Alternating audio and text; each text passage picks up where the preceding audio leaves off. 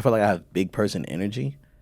You know what I mean? So I don't feel like it bothers me as much. Do you think you have big person energy because you're a little, like you're shorter than? Because I'm little?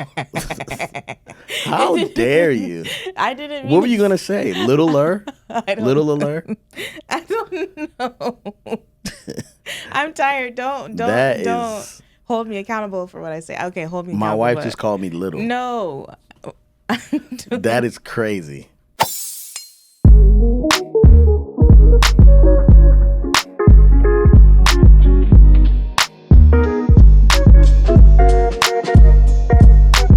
Hello, my name is Mrs. Melanin. And I'm Belief Mel. And we're here with episode 197 of How Married Are You? Okay, my name Belief. This is Yvette. We married 13 years. Live in California and we got four kids. Relationship scary, very necessary. We share our love struggles. We ask how married are you? Every Tuesday and Thursday, shawty. If you're listening, you're in a wedding party. It's okay if you want to put your hands up. You got the questions, we got the answers. It's chocolate baby story time. Chocolate baby story time. It's chocolate baby story time. 1, 2, 3, and it's chocolate baby story time. What happened? I feel like we figured out the trick to getting Uzi to sleep in his own bed at nighttime. How's that? Take him to the pool every night. Oh, he was still up last night. He was? Yeah. Oh man, where was I? I was knocked out, probably. No, I was chatting with you last night. He wasn't up. No, I forced him to go to sleep last night. I had to go and threaten him. Oh, you know what? You're right. They were a little bit whatever still. Never mind. I take it back, y'all. Yeah, we did take the kids to the pool.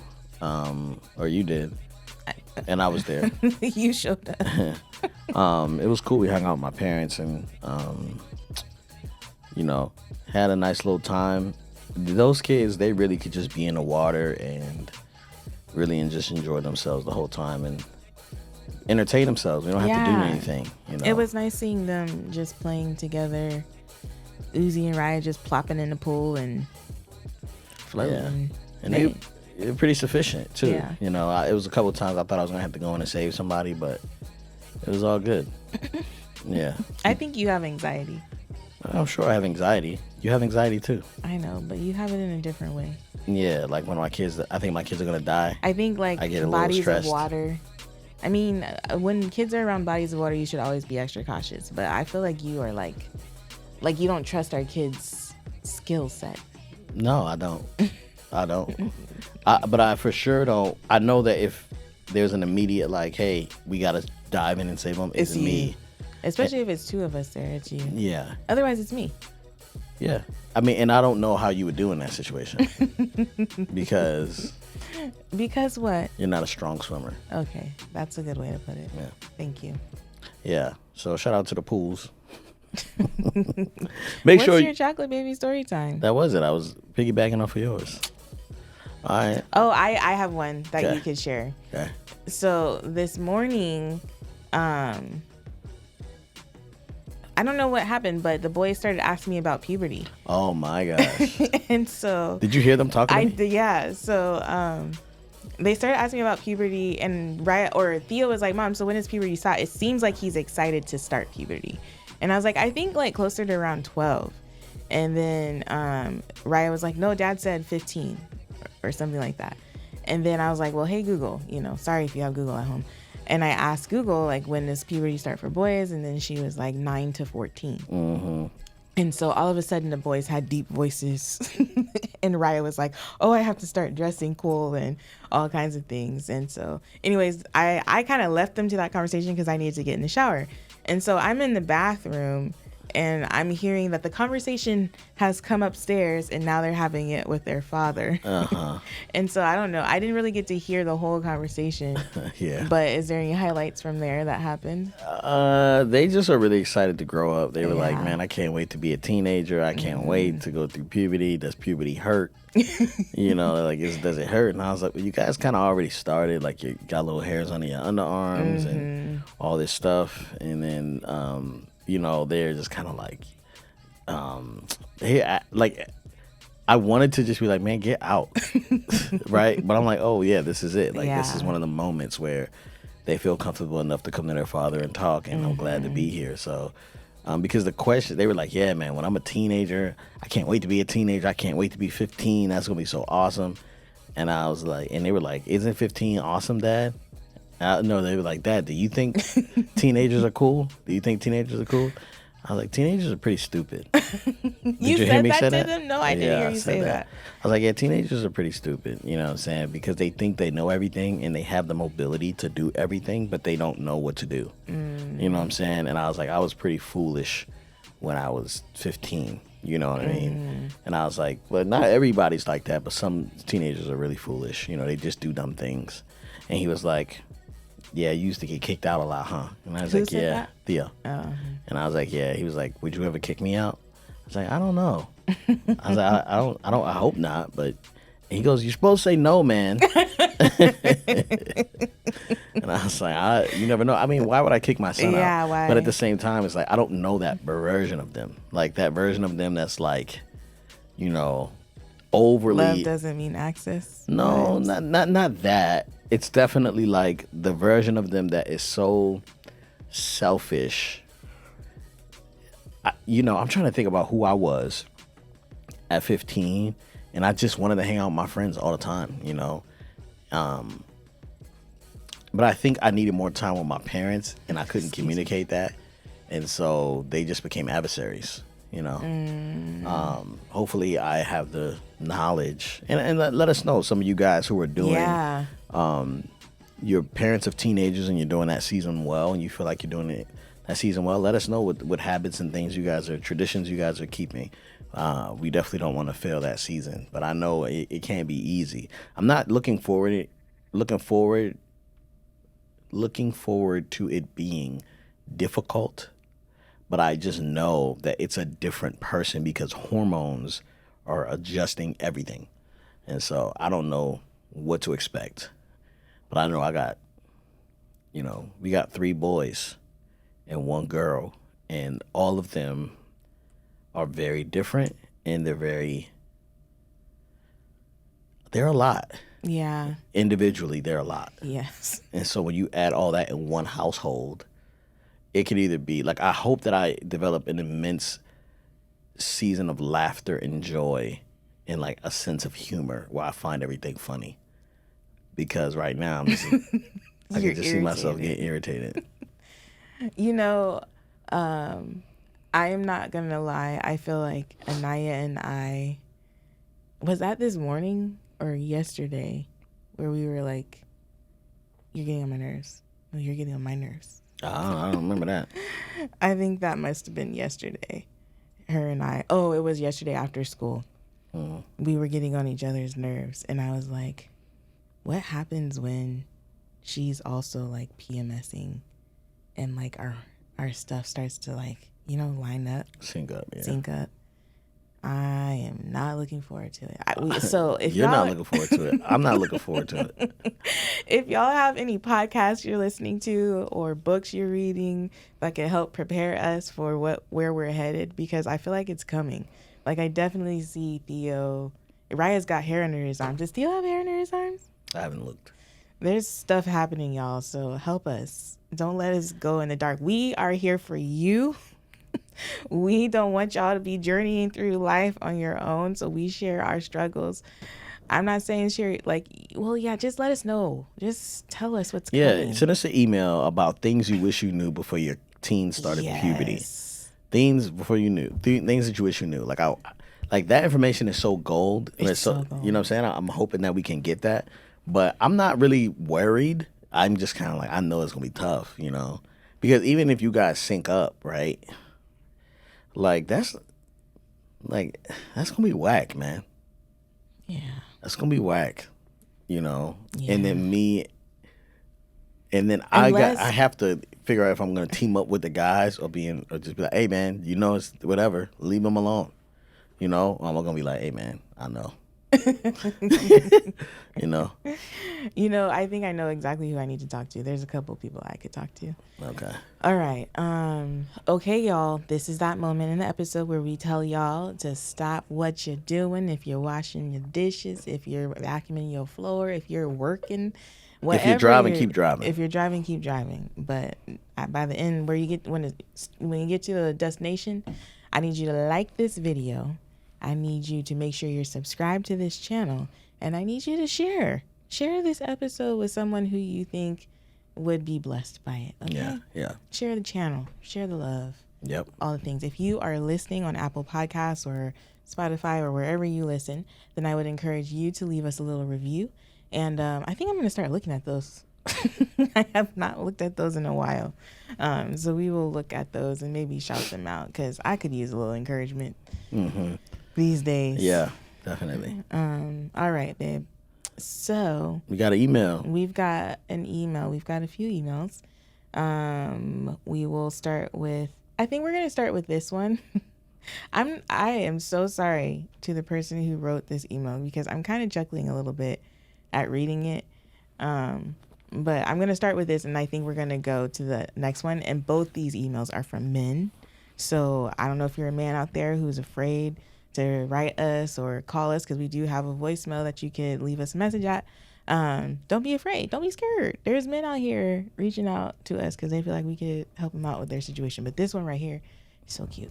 Okay. I am going to skip all the pleasantries. I'm so sorry. Oh, wait, no. Yeah, I'm going to skip some pleasantries and move into his comment. I'm a 23-year-old black male who has been on the shorter end of the spectrum since I was young. Never quite knew how to deal with it, had countless conversations with friends and family, consumed short king positive content, as corny as that sounds, and prayed about it, of course. But nothing seemed to be able to fight the feeling that no matter what or how much I achieve, people will always look down on me because of my height. Pun intended. I'm 5'8" for context, have other things going for me, but can't seem to get over the height aspect. Also, pun intended. Thanks, guys. Sending lots of love. That is so sad. You know what's crazy? What's crazy? Because he's taller than me. I know. That's why I was like, wait, what? That's tall. Brandon is going to be cracking up editing this as he stands 6'3", right? So I'm like, I don't know about that, right? Because, you know what's crazy? I remember being 19 and being like, I think puberty ends at 21. Jesus, you got like 3 more years, man. You know what I'm saying? Like, hurry up. Like, oh, and you have said 2 more years, Jesus. Yeah, I would 100% take that surgery. Glenn recently was telling me that he would do the lengthening surgery. Man, it's so quick. I would do that thing so quick. I mean, obviously it's not. It doesn't seem like the most healthy process. Yeah. And I've been watching that dude walk around with a walker for like a year now. Like we, you know what I'm saying? We've seen him go through that surgery, that dude with the dreads. But it's a practical thing where it's like, oh, it's beneficial to be taller because, you know, I ain't really got to hop up on the counter to grab nothing. Like, you know what I'm saying? Like, it's just beneficial. You know what I mean? I don't know how good them legs work. Like, I don't know if somebody kick him in the shin, he's going to disintegrate. You know what I'm saying? But, nah, I get it. Like, I get that urge to be like, yeah, like, why am I not taller? You know? But I don't really care. You know what I'm saying? I feel like I have big person energy. You know what I mean? So I don't feel like it bothers me as much. Do you think you have big person energy because you're a little, like you're shorter than... Because I'm little? How dare you? I didn't mean... What were you going to say? Littler? Littler? I don't know. I'm tired. Don't hold me accountable for what I say. Okay, hold me accountable. My wife just called me little. No. That is crazy. I meant to say shorter because you're on the shorter side. The thing about me is so interesting because, well, I'm not going to lie. Because I was like, height wasn't really a big deal for me, but I wonder if it's because I'm so short. Because Height, it wasn't big deal for you, not for you, but for the person you dated. Yeah. For the person I dated, like for the man that I wish to be with. My only rule is he had to be taller than me. Because if he's shorter than me, then... Y'all get a handicap bracket. Like, I'm really short. For context, I'm 4'11 and a half inches tall. And they always give me the half whenever they measure me. So I'm a half. So I'm like less than 5 foot tall. So I'm kind of like, you know, they should at least be 5 foot tall. And I didn't even care if like I wear heels and I'm taller than him, just as long as like, you know, he's taller than me. And so that was it's never been like I really want this really tall guy or whatever. I feel like that's awkward. Like, you can't hug. I feel like we have to fit, you know. Y'all find a way. Whatever. I found you. I found you. You found me. Somebody found us. Get to the point. So what I'm saying is, I don't, like, I hear this, like, men who are willing, or people who are willing to have lengthening surgeries and whatever. And I'm like, you're just you. Yeah. And then you see people like Kevin Hart with a beautiful wife who is taller than him. And he's successful in doing all the things. And it's like, is he with her because he's successful, or is he with her, you know, does he have those complexes? I don't know. I think Kevin Hart plays it well. He's a comedian, so it's kind of like, you know, it's a part of the character. I think I think if you take in a lot of content that is what women want, right? Like, you're going to perceive that you are not enough. Because not all women, a lot of women speak in the perfect man for them. And it's very similar to like Prince Charming. You know what I'm saying? Prince Charming, Disney, Princess, Rapunzel, right? All these characters that are like these men on horses, you know, knight in shining armor, like these type of people. And so it never looks how it is. Sometimes it does, you know, but then like just because somebody tall don't mean they're like good, you know what I mean? So I think that, you know, even you, like, you say that now, but you wanted a light-skinned tall man. What? You said that. No, I just said Will Smith was my type. Yeah, a light-skinned tall dude. So, and you dated a light-skinned tall guy. I didn't date him. Okay, well, what did you do? You better have been dating. This is because irrelevant. What you did was illegal in Leviticus. This is irrelevant to this conversation. Exactly, but I'm saying you dated somebody who looked... And he was too tall. All right, he was too tall, but you figured it out, right? He figured it out. It happened, whatever. You know what I'm saying? So I don't think you were looking at him like, he's just too tall. You were looking at him, you were like, this guy has issues, this, and this. You know what I'm saying? I wasn't basing it on his height. height. It wasn't, you weren't like, he's just not too tall for me. Like, that's not a thing, right? Unless he's like 7 foot and you're 4'11". Like, even people figure it out that way. You know what I'm saying? Because I remember Shaq dated someone who was like super short at one point. Is he 7 foot? Yeah. What? Yes. Oh my. Shaquille O'Neal, I think he's like 7'2" or something like that. Oh my. Yeah. Let's see. I'm gonna look it up. Keep talking. Anyway, so I understand that short king kind of syndrome, but I don't think it's because I'm short that I have a big personality or like I have big person energy. I just don't think anybody who's taller is better than me. Like, because they're taller. Because they're taller. You know what I'm saying? Like, I just think cats be tall. And that's, you know, like, I've had dudes who, like, are taller than me, look down on me and still can't rhyme better than me. Like, who rap. You know what I'm saying? Or, like, can do many things, not more creative than me, or don't know what to do. You know what I mean? Like, I'm not at a loss for what I'm built for or what my... you know, like, I don't feel like I'm insufficient. Even though it would be nice to be able to read some things. You know what I'm saying? Or like... Read? Reach. Oh. It would be nice I'm to not have a gonna bigger front, arm. yeah. You know what I'm saying? Like, it just bigger arm When I span. need something from the top shelf, it's just like, man. Yeah, or you're like, hey, hang that for me. I'm like, that's gonna take a little bit. I gotta find a ladder. like if I was tall, I could just go and do it. But my first thing is, where's the ladder? Or when I'm at the gym and they want us to do pull-ups, but I can't even reach the bar. And you gotta jump to get to the pull-up bar. I can't even jump to get to it. My fingertips touch it. I have to get a little box. Yeah. See, I gotta jump to get to it. And that's a whole nother exercise. That's a box jump and a pull up, which is more calories, which is extra credit. And that is not fair. No, it's cool, babe. Right. So, yeah, I feel this man's struggle. I'm yeah, so Shaquille O'Neal 7-1. So like it makes me like I do feel sorry for him, but I get it. Like when I hear women talk about the typical man that they want, it's always like they don't imagine someone who's 5'8" or 5'10". It's always 6 foot. You know what I'm saying? But I think that we are hyper.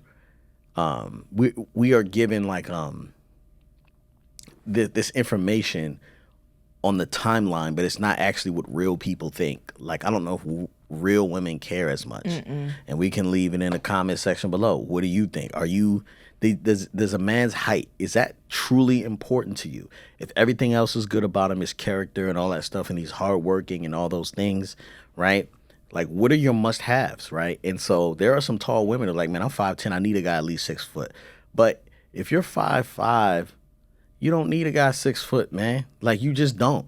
You know what I'm saying? Like, you're being greedy.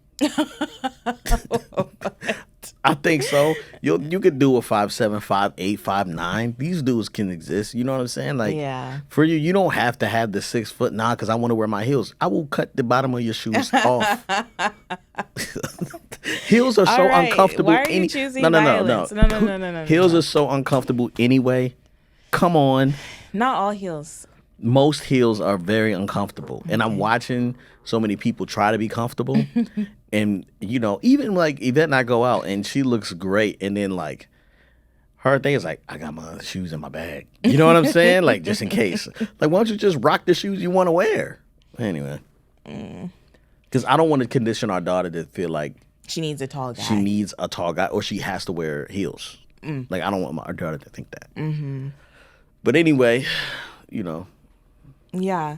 So I don't actually know what he was asking. He just needed the support, man, and I got him.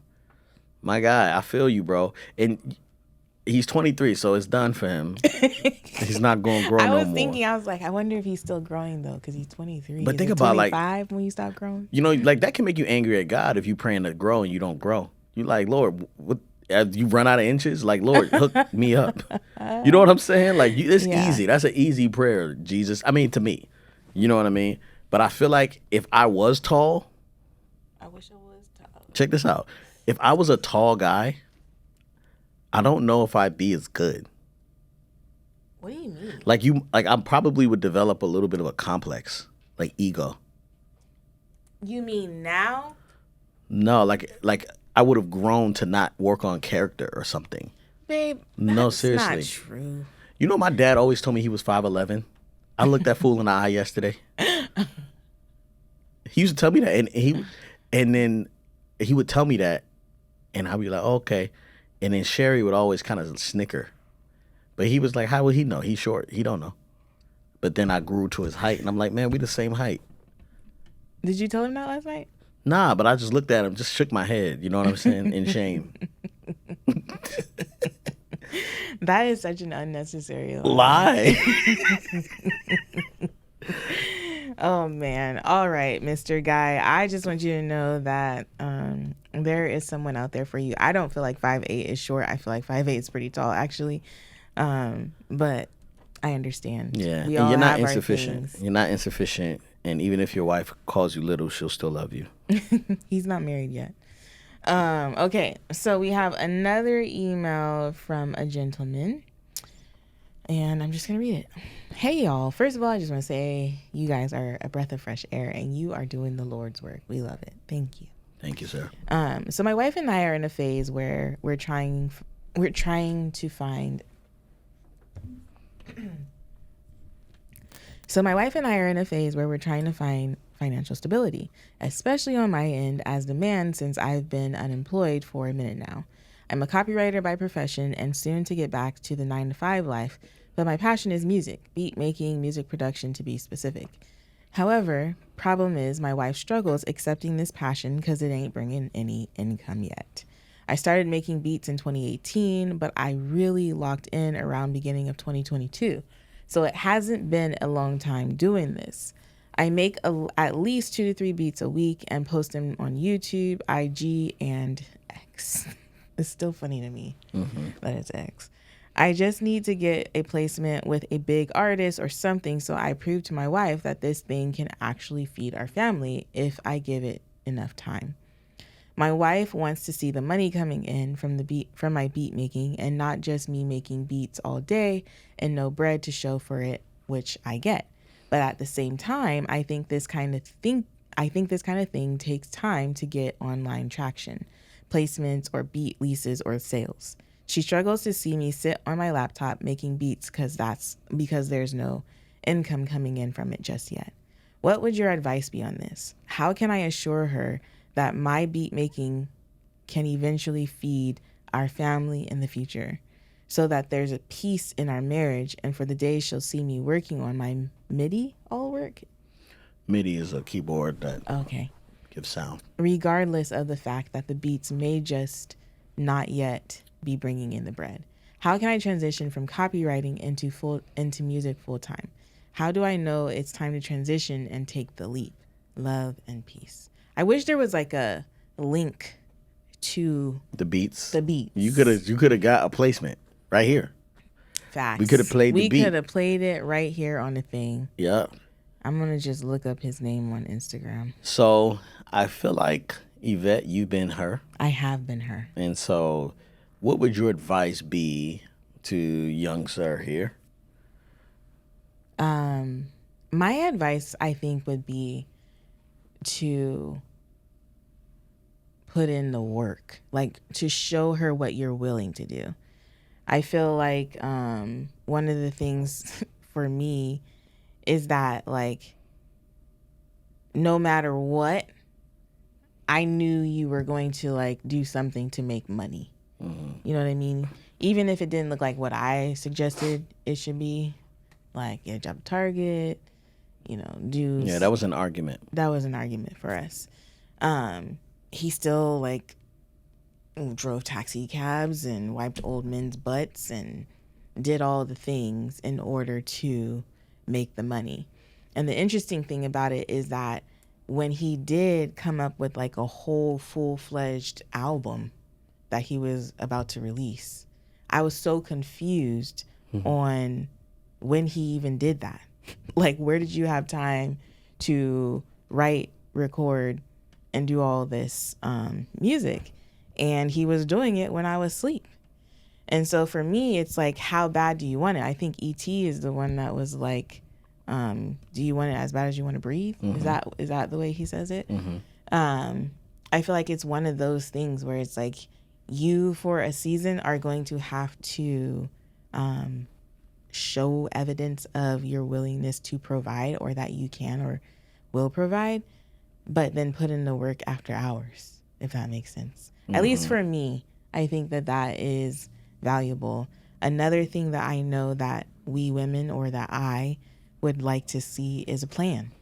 I know Glenn and I talked about music, and we were like, okay, let's give this 5 years. Let's give this 5 years, and if at 5 years we don't have something popping off, then we might need to, like, put this on the side table or something and move on to something a little bit more substantial and confirmed income. Yeah. And that, that was a hard conversation for me, because I felt like I didn't believe in you. It just felt bad, like trying to convince you, or like that I needed permission to do what I felt like I was called to do, or what I was good at. Like, I don't know if anybody has like a certain skill that they're kind of like, no, I really am built for this. Like, I really am good at this, you know? And a lot of the hard part for me is that, like, if I couldn't make money off of it, I felt like I wasn't good enough. Like, if I wasn't making enough money to provide for the family, or you were looking at me like, bruh, you got 2 more months until the 5 years is up, you know what I'm saying? Like, I'm like, maybe I'm just not good enough. And it really, here's the thing, it really doesn't matter about your skill level. That's not the problem. Trust me. Facts. With beats, possibly it depends on your skill, or at least that you have some type of vibe. It really matters how hungry you are. Like, it matters how consistent, how creative, and what you are willing to do that no one else is willing to do. And there's a level to like success that involves a different relentlessness. Like, it is like you being like, you know, I have these type of conversations all the time. And a lot of times, you know, Cass is kind of like, yeah, man, like, I just don't know what to do. And that like, to get you to the next level, right? And the way you get to the next level isn't asking the question, what do I do? The answer, the question you need to ask is, what won't I do? What will I not do to make it to this thing? And when you can literally say, there is nothing that I won't do to get there, then you will make it. You know what I'm saying? Barring not, you know, doing anything illegal or whatever. But, like, you know, the answer to this question is very simple.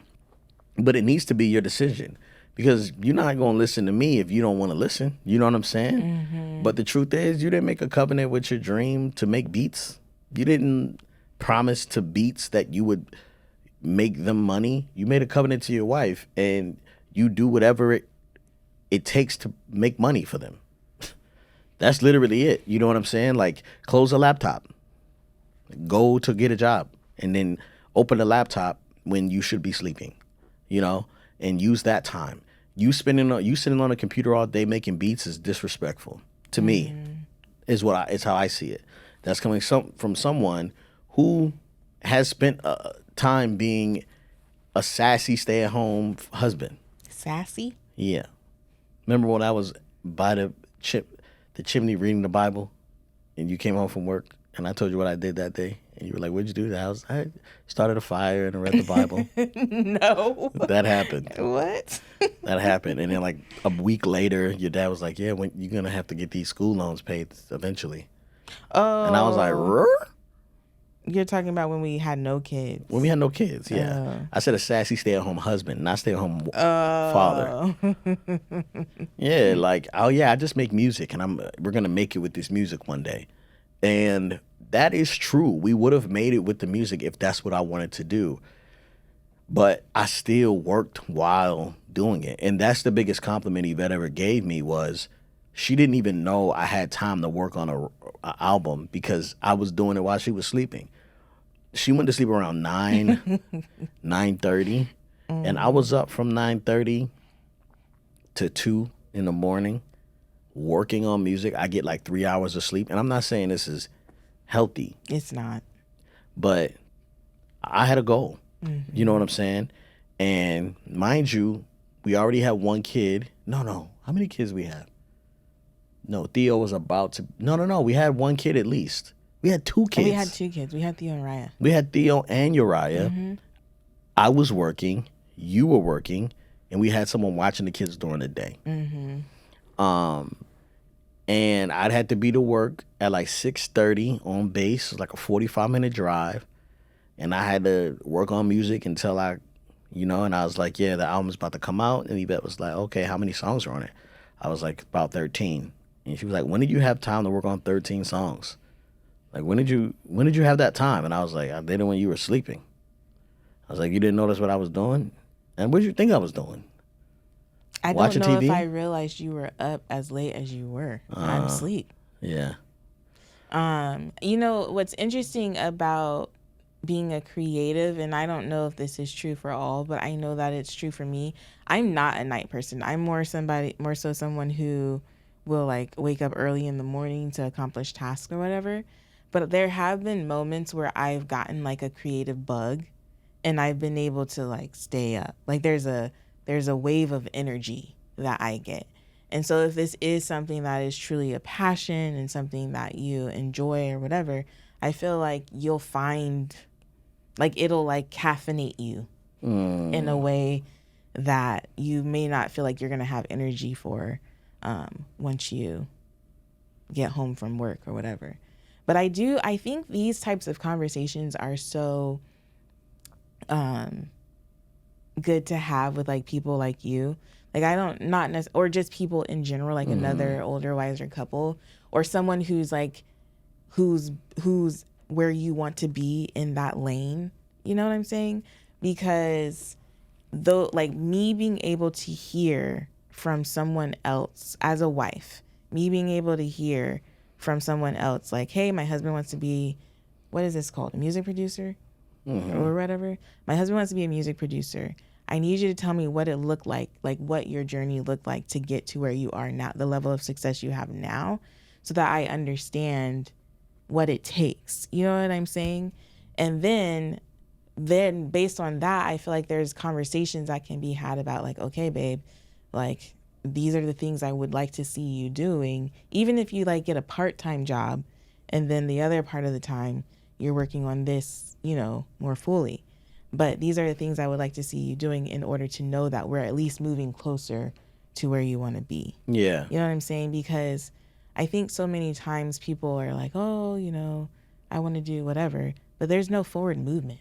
And I think we as women, we just like to see forward movement. And I know he's saying like, I'm not going to be able to get any momentum until I get whatever, you know, someone to listen to it or placement or whatever. However, I don't know. Yeah. And I think too, like you're playing yourself if you're making beats all day, because it really, only thing that matters is who you know. Like somebody could have really dope beats, but they could use samples, and not everybody can use that. You know what I mean? You have to invest in an artist that you believe in a lot of times, and you guys come up together. You can't spend most of your day in the lab working on stuff. You got to be out mingling and networking and making connections, because it's all about who you know. And then you also just working on character. I'm not sure what your character is or whatever, but just being friendly or a vibe to be around in a studio setting, or easily able to work with others. You know what I'm saying? Like those type of things goes way beyond like what you think. You know what I mean? So I would just really, there's a lot of different things you could work on, but all those things you should be working on after hours. And you know, if you've been working on music for the past 4 years, that's a problem only. If you haven't had a job in the past 4 years, that's a problem. If you haven't had a job in the past year, that's a problem too. You know what I'm saying? But I think at this point, if you have a skill, or by trade you're a copyright person, then you should go back to work. You know what I mean? Because people need that, right? And so you go do that, and then you find out what music events are happening close by. You find out what shows are happening. You ask people if you can send them some music. You know what I'm saying? That you got to get out there and network. But I would be really frustrated if I was your wife. You know what I'm saying? That's really difficult to deal with, is someone who has a dream but no plan. And I know that because I was that guy. Dream, no plan. And when my wife asked me, hey, what's your 5-year plan? It changed everything. And so there were points where Yvette's like, yeah, let's figure out this 5 years. 5 years later, we got somewhat of a plan. We got somewhat of momentum, but it really didn't really kick in until I started going on tour, right? And that's when money started really coming in. And I was like, all right, cool. We making $5,000 a month off of this tour whenever I go. How much money would I need to make for it to make it realistic for me to do this? And she's like, there's no amount of money that you could go away and make. I don't care if it's $100,000 a month. There's no amount of money that I would prefer you to be away, right, instead of being here. I mean, if it's $100,000 a month, at that point I could quit my job and you can take me with you. No, that's not what you told me. But even still, that's not. I mean, yeah. But that's not $100,000 a month if I'm taking you with me, because then it costs for you to come. So that's another trip. That's another flight. You know what I'm saying? So we're probably looking around 75. You know, it's a different, you know what I mean? Plus taxes and all that stuff. So we'll bring it down to 40,000 a month. Gosh. You know what I mean? So I don't know about that, but yeah. Yeah. Okay. So, yeah, not to beat it over the head, but like even when you are successful, if your aim is just to prove it to your wife, that's still not successful enough because then you're just full time and you're working every time to make you're still trading your time for money. So I think you have to think about truly what success looks like. And if success is proving it to your wife, that's not really success. That's permission.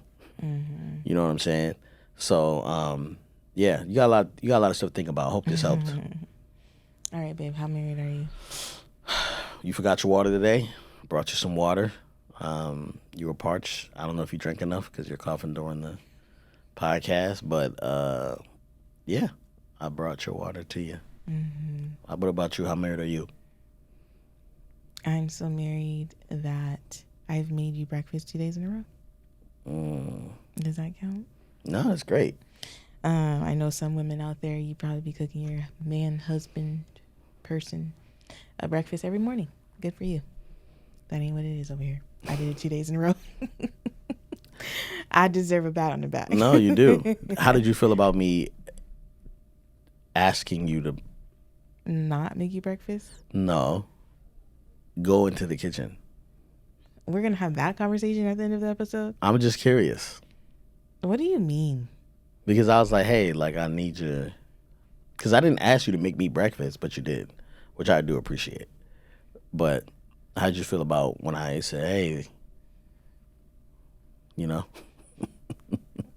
I feel like that conversation deserves a whole episode. Oh, okay. I don't think it deserves just a measly 30 seconds. Okay. But in short, indifferent. I don't think indifferent's the word. I think, how did I feel? Bothered? I felt bothered. Yeah. Yeah. Okay. Okay. All right. Well. And that's just how married we are.